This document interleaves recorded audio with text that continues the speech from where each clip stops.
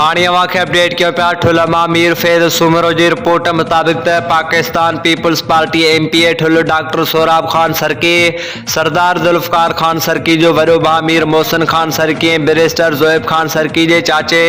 मरहूम सरदार ज़ादा साहब दिनू खान सरकी जी जनाज़े निमाज़ अबाणी ॻोठ गढ़ी सरकी में अदा कई वई। जनाज़े निमाज़ में सरदार मीर मंजूर अहमद खान पंवर, सरदार सदाम हुसैन खान बुरड़ो,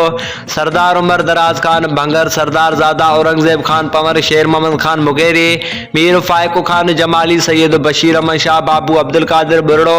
मीर सिकंदर अली खान बंगलानी, हाजी बशीर अहमद सरकी, मीर महबूब अली सुमरो, मीर खालिद खान जखरानी, सैयद वाहिद बशकु शाह, सैयद सिकंदर अली शाह, AC अब्दुल सत्तार भयो, मुख्तियार कार दीदार कनरानी, गौस बशकु खान सरकी, मीर शफीकुर रहमान सरकी, वहीद मुराद खान सरकी, अब्दुल जब्बार दायो, मीर इम्तियाज अली खान खोसो, मीर नजर मोहम्मद खान कनरानी, शमसदीन मर मोहम्मद अयूब सरकी, मीर माशूक खान बंगलानी, रेस इमदाद अली सुमरो, अनवर अली नूनारी, अब्दुल खालकू सुमरो, महबूब अली नूनारी, गुलाम सरवर बुरड़ो, अली मोहम्मद ओठो, अली बशको ड्रिखण, मीर मुश्ताक अहमद दुओ समेत सियासी समाजी अगवाणनि ने शहरनि मुख्तलिफ़ बिरादरी के मोअज़्ज़िज़ीन सरकी बिरादरी के माण्हुनि वॾे अंग में शिरकत कई। मरहूम के सभी आलिन अखियुनि सां मिटीअ मां हवाले कयो वियो।